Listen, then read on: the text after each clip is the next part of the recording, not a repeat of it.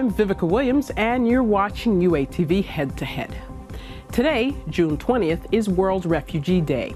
It's the day the world recognizes the strength, courage, and perseverance of the millions of people forced to flee their homes, their countries. This year, the UN High Commissioner of Refugees, or UNHCR, in Ukraine worked with the government and civil society to organize events around the country. Joining me by Skype is Pablo Mateu, the representative of the UNHCR here in Ukraine. Thank you so much for being with me today. Oh, thank you for having me. Well, at the moment, we in the world are in the middle of one of the worst refugee crises in history. I know there's more than 65 million people who've been forced to flee their homes. And of course, some of the reasons we know are war, persecution, violence. But what are some of the other reasons people flee their home? Well, some people have to flee for issues of discrimination, lack of protection of the rights of refugees or of persons in certain countries. So, the reasons why people leave their homes and seek asylum in another country are varied. Okay. Well, why don't we take a moment now and look at the story of one refugee who fled from his home in the Democratic Republic of Congo. One guy helped me to come here when I was arrested. I was in prison, writing some news.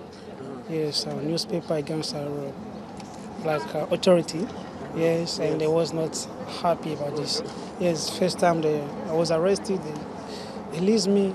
I continued. They told me, if you continue, you will put your life in danger. But I still continue writing.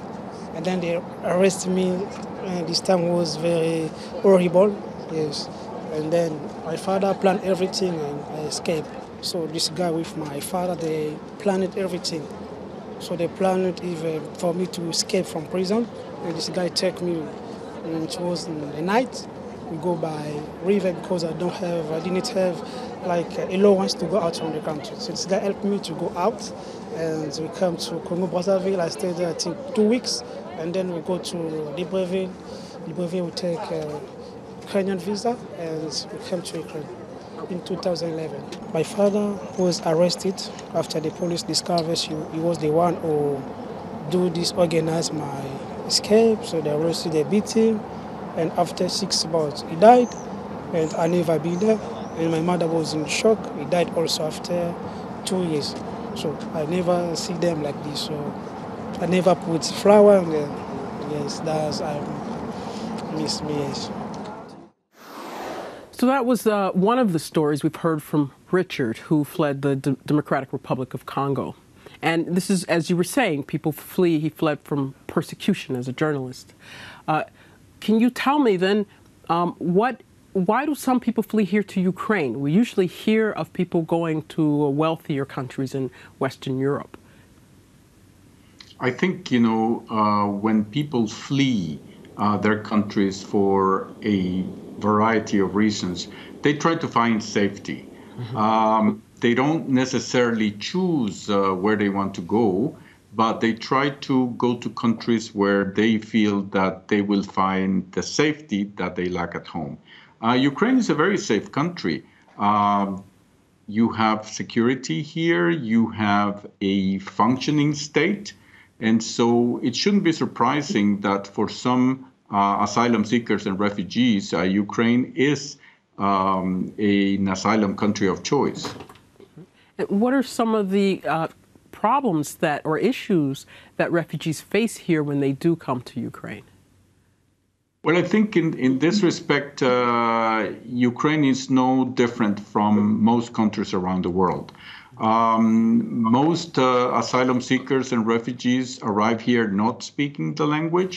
They usually, from a racial point of view, they are different from the average Ukrainian citizen. Also, from a religious point of view, they may be a minority in Ukraine. And of course, right now, the socioeconomic situation in Ukraine is not ideal. So they also come to face some challenges in terms of finding gainful employment, and also finding housing. Affordable housing is an issue not just for foreigners, but also for the average Ukrainian. And does Ukraine provide any support, or what does Ukraine provide for refugees? Well, actually, in some respects, Ukraine is quite generous. If you are a recognized refugee in this country, you have the right to work. That's not the case in some other countries. You can also access health services just like any other Ukrainian citizen. You basically have most of the rights that Ukrainian citizens have, except, of course, for some political rights like the right to vote. Okay. I'd like to take a second again and look at another story. This is a story of a refugee who came to Ukraine from Somalia. Let's have a look. Actually, the beginning we are new when we arrive in here. So when we arrived till now, we stayed in house because we don't do anything. We don't have a job. So we normally just sleep and eat. So because if you have a job, you could have wake up and go in something. So we have nothing to do. So they didn't give us a place to live or whatever to use, or they didn't give us a job where we can find a job in order to work for ourselves. So when we came, then we asked, they just give us a dovitka and they just tell us, go and look for yourself where to live. When I just see the conflict, I left my countries and the situation, the difficulties within this country. When I analyze, I think this is more heavier than my former native country. So with his story, what we just saw, he's saying that here he doesn't have a ability to find work and some issues with integrating into society. He talked about being unable to work, unable to attend classes or go to the university. Is this common, or is what's happening to him unusual? No, I think it's quite common. As I said, most refugees come here. Their knowledge of the language is difficult. Sometimes their skills and competencies are not those that match the local labor market.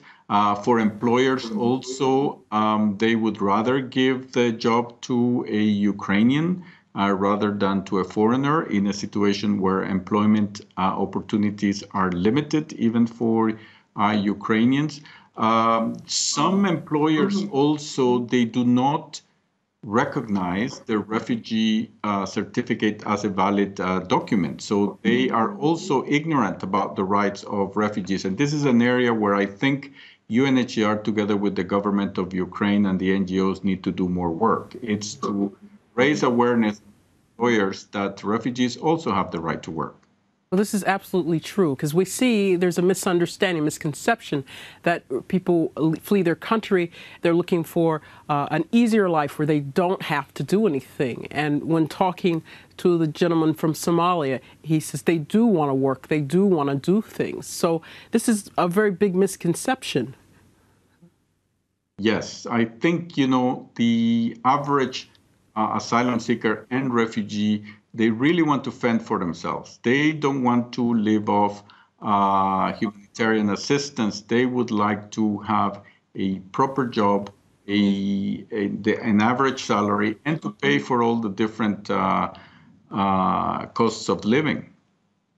And today, as we said, is World Refugee Day. What activities has the UNHCR here in Ukraine been doing and been planning?